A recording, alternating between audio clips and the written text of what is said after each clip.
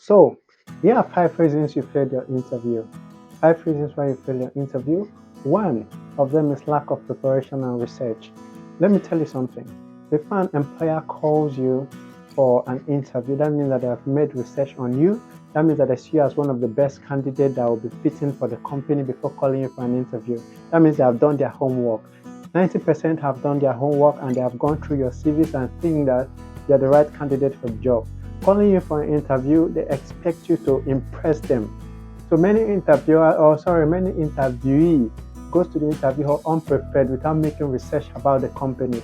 I said several times, before you go for an interview, make sure you go to the website of the company, make your research about the company, try to know what they do. It is wrong when you go for an interview and you are asked a question, how you can be of benefit to the company. Then you now ask the interviewer, what do they do in the company? Before going for an interview, you should know what that company does, know what, if it's a manufacturing company, know what they produce, know what the different departments like, how you can be of benefit to them in the department you are applying for. Instead of going to the interview and asking the interviewer what is being done in the company or what they produce, that means that you don't even know how you can be of help to the company. Secondly, about making your research, make sure you go to the website, read about their goals, read about their visions, read about their mission, what they are doing, where they are going in the company. So number 2 reason why you've been failing that interview is your attitude, displaying a negative attitude. Employer at first want to know the kind of person they are employing, so they want to check your attitude in your former company and your personal attitude towards people. So firstly, they ask you, what was your reason of leaving your last company? That's where many interviews fail their interview, because at that moment they start complaining about their former boss, their former colleague, how they were paid, how they were not rightly paid, how their benefits were not given to them rightly. The company you are coming into, you don't know their standard, you don't know how they are about to treat you. So it is very wrong, or it is very negative for you to be displaying a negative attitude towards your former boss or your former company, because whatever attitude you display, certainly you also display it in your new company. So wherever you are, always be positive, say positive things about your former company. You might just tell them that due to some things that want to make you to leave the company, or due to you improving on yourself, improving on your standard, or the company you are coming into, you feel they will be able to uplift you to the next standard. Of just try to make up things that sounds good and not bringing your former company down, and avoid showing any sense of pride or any sense of superiority in your path, like you are so better than what you were offered in your former company. No company wants to hear that, because they hate rude people, or they will not like a rude person to come into their company. So the third reason why many people fail their interview is lack of enthusiasm. Lack of enthusiasm in the part of the employee. First of all, he goes to the company and seeing the environment, seeing the standard of the place he expects to be the best, like more than the best of where he's coming from. He sees that this is kind of degrading. First of all, his body is weak. He has lost hope, like this is not what I want. That enthusiasm have died off. It shows in his face, because at first the interviewer looks at your eyes. If you cannot maintain eye contact from your handshake, he knows that this person is not confident enough, or this person is not enthusiastic enough. Right from there, they don't want somebody that will come and give them headache because they have had so much already. So lack of enthusiasm can make you to fail an interview, because it will affect the way you speak. There are certain situations where questions will be asked to interviewee and they will tell you, I don't know. That's lack of enthusiasm, not trying at all. You should always give the interviewer that point that you don't know, like you make a research on that, rather than telling the employer that you don't know. It shows that you lack enthusiasm, you lack ability to grow yourself. So just to add to that, after making your research and you find out that that company or that job is not really what you want, instead of stepping out, you can use that job to practice your different skills in interview, like your different ways of answering questions. Never miss an interview because you feel like that's not the right job for you. You can go, you can practice, and you can still reject the job, or you can still make an offer that they cannot afford.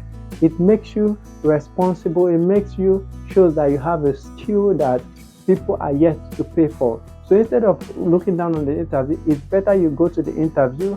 It's better you show your skills. It's better you pass the interview and decide not to go for the job than to fail the interview. Number 4 is vague and dishonest answer.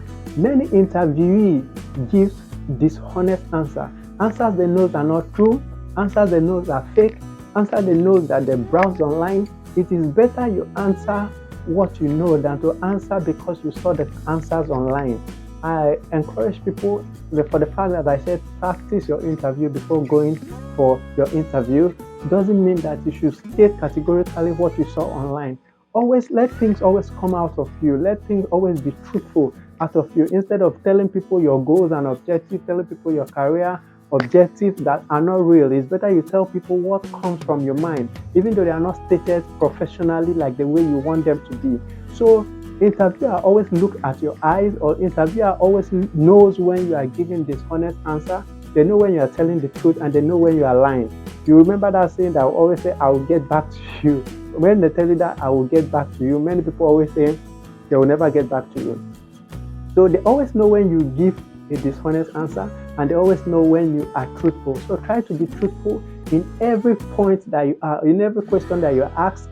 Try to be truthful. Try to give the right answer, because at the end it will fall back to you. Either you fail the interview or you will never be called again. So always make sure your answers are with clarity and honesty, because that is what will be used to give you your score for integrity. Lastly, question number 5 is clarity. Your employer needs clarity from you, most especially when they ask you, what are you bringing to the table, or how will you help the company to grow? If you don't know how you will help the company to grow, they're already discouraging your interviewer. That means that you are without clarity. That's why I always tell people, make research about the company. And when you make your research, then you know how you'll be of help to the company. You cannot know how you'll be of help to the company when you don't know what the company does. And the department you are going into should be with clarity. I'm going there to serve as an accounting officer.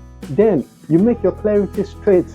What effort am I going to put in place to make sure as an accounting officer I become important resources in this company? So you state it already to yourself.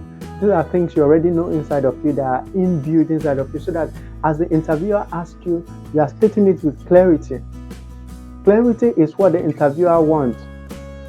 Remember, I told you that before you are called for the interview, out of the thousands of CVs that are being submitted, before you are called for that interview, that means that you're already trusted. They've already seen it in your CV, in your curriculum vitae, or in your cover letter that you are good enough for the job. That's why they are calling you for it.